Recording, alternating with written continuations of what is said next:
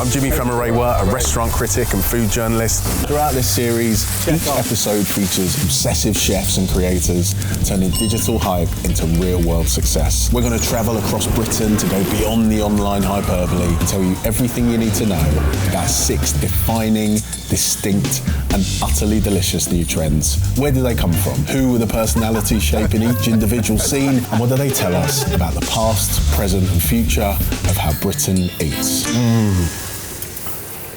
Oh, yeah. I'm going to be starting in my home city. We are here in London, in the heart of Soho, off to Panadera. The Filipino-inspired bakery. The founder is Florence May Magnalock. What have we got today? We've got everything today. The ube donuts, some brown butter cookies, garlic pandesal, longanisa roll. So where did it all start for you? I started baking like around 6 years old, to be honest. My mum was just a scary lady. I didn't really have a choice, and I can't really remember if I enjoyed it or not. Pandera was one of the first things that I really learned how to bake with her. She really wanted to make sure I didn't forget my culture or understand what kind of flavors there are. So I feel like Panadera is that perfect place where I get to really not be in a category. And I think for my mum, she got it. She knew I loved iced finger buns and custard creams. And now I feel like it's nice to be able to take something that is quite traditional, like pandesal, and pair it with something that you grew up with. So we've got the weekend specials. We're going to be making the Leche Flan hazelnut Danishes. This is the hazelnut chantilly. And then this is some Brûlée that's going to go inside. So the flan, is that quite traditional? Well, in the Philippines, fresh dairy was very hard to get. If you were ever going to make a dessert that was milk-focused or dairy-focused, often they would use a canned evaporated milk.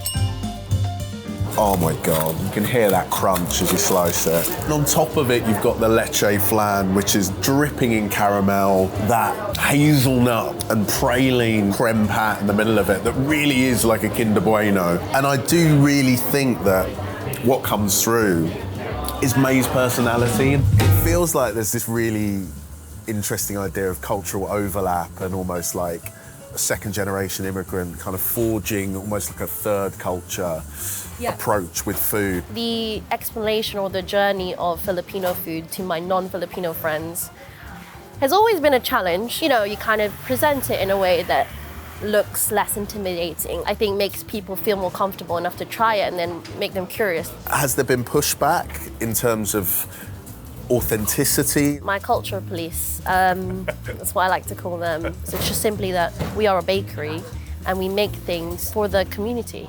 And it could be the Filipino community, it could be the Soho community. What really comes through based on my conversations with May is that she has taken different aspects of her story. It's so joyous, and the fact that you can come sit here, have a cup of coffee, order this incredible piece of craftsmanship is really exciting, and I think that's why they've got a queue outside the door. I've even had to get a doorman. It's such a huge thing for people to travel for you. Bakeries in London are so fun, and I think every bakery in London has something that they're very known for, which is what's so amazing. And I think that's going to continue on. I do think one of the things that is making bakeries of all kinds so popular is that they are this little jewel of creativity, and they're so kind of intricately put together. They just make you smile. They really, really do.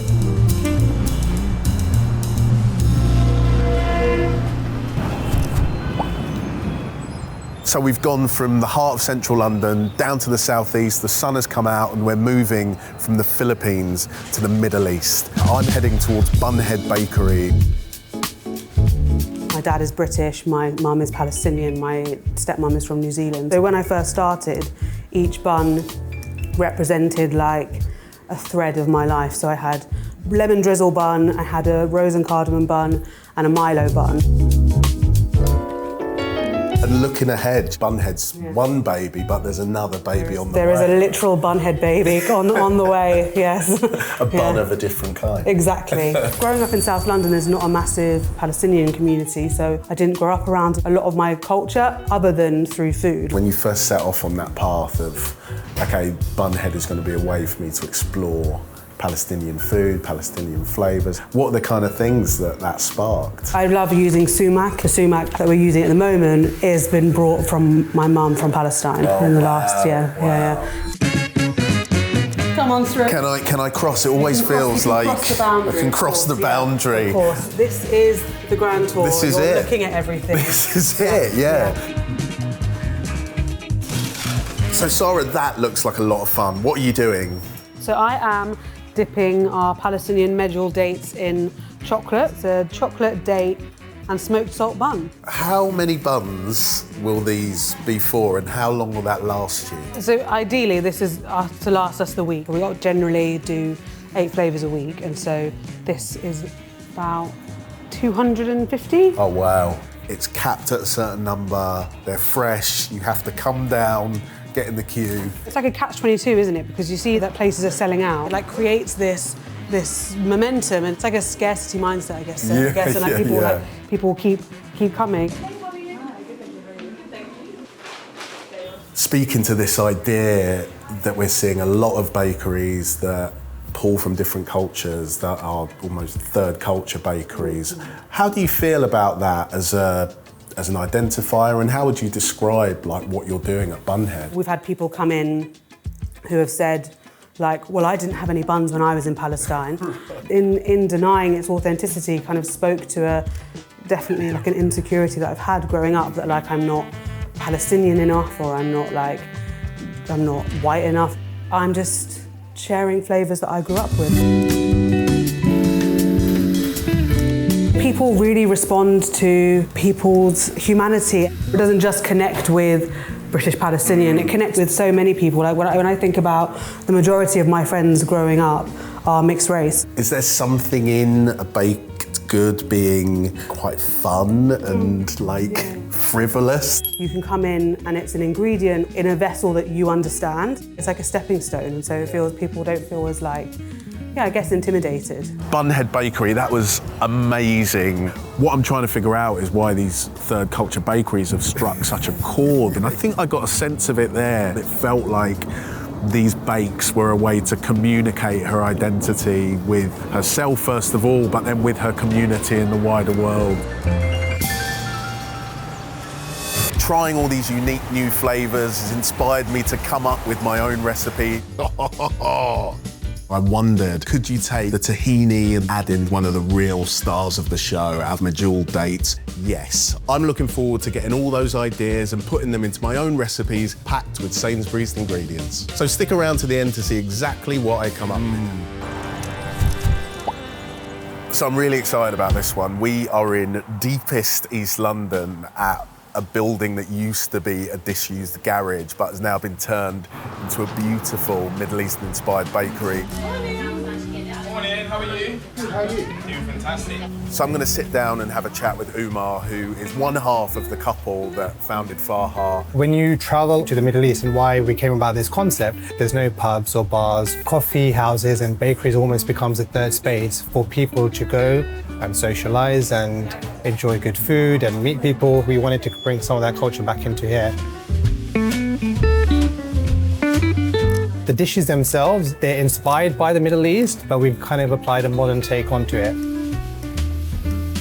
So as somebody who had ambitions to be a chef, is passionate about food, but you're not a chef or a baker yourself, how does that work? Talk me through the process.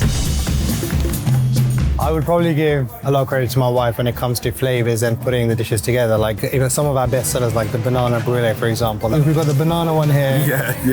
It's the last two. It's the last, So this is how you make the brulee. Wow. This is cross-laminated. There's fresh banana in the bottom. And then I'm gonna go in with a banana caramel. So this is a kataifi mix. Yes. It's mixed with milk chocolate and tahini. Do you ever just eat that with a spoon? No. Okay. I wouldn't either. You wouldn't? Of course I would. Yeah. And now we're going on next? top with the tahini mousseline. So this is a creme pat, and then we whip butter and tahini, and then we fold in the creme pat. So now we go in with the caramelized banana. You want a banana bite in each mouthfeel that you have. Yeah. I think I need to sit you down, get you to try one of these. Oh, wow. Oh my God, what they're doing here is creating things that haven't really existed before. Real talk, I was like, can it be that good? It is so good. People are savvy, they are kind of interested in things that look distinctive, that have different elements. London is such a diverse place now. People are curious, they want to try new things, and there's a great fusion of flavours that are coming together and people being innovative with it, and I think the public have taken to it.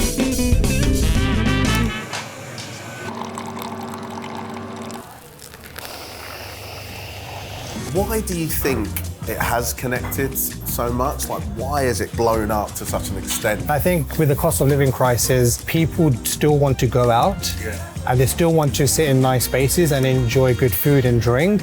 And I've always said, like, when you're creating something in this space, make sure the finished product is good enough for somebody to wake up in South or West London and be like, do you know what?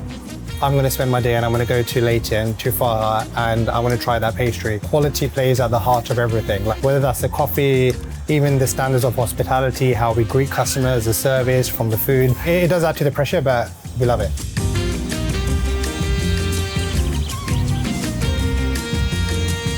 Oh, wow. I don't know if it's the sugar high, but I'm almost a bit emotional. That was really special. It just shows what you can achieve with a little bit of passion and a lot of determination. It encapsulates what third culture bakeries are all about. So that was a journey. None of the delight on my face was faked. Mind-blowing flavours, incredible creativity. Now it's time to take all that inspiration back and turn it into my own dish, packed with Sainsbury's Taste the Difference ingredients.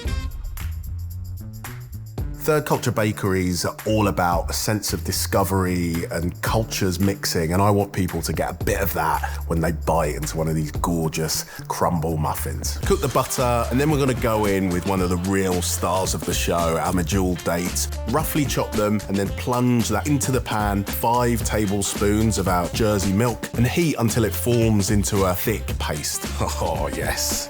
The dates are genuinely so delicious. Really, really deep kind of toffee caramel flavours. We're gonna make some oat flour with jumbo oats, blitzed until fine. Grab 4 bananas, peel them, put them in a large mixing bowl, mash until smooth, add in some soured cream, brown butter, those gorgeous medjool dates, crack in your eggs, whisk it all together, just to round it out, vanilla, about a teaspoon. Add your oat flour, some bicarb and baking powder to help it rise, and then a pinch of cinnamon.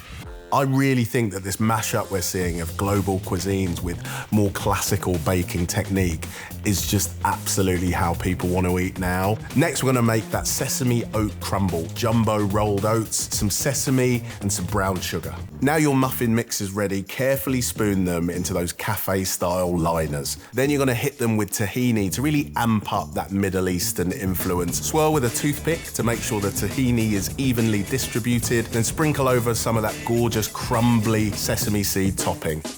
Bake those for about 25 to 30 minutes. Adding tahini to baked goods is a real trend at the moment, and I think it works really well. Just with the sweetness of the banana, to be honest, it undercuts them in the best way. It gives them depth and body and just makes them unbelievably Moorish. Yes. While they're still warm, give them a drizzle of Canadian maple syrup for a bakery classic, given a hit of Middle Eastern flair. So good. If Farha and Bunhead had a baby, maybe this is what it'd be like.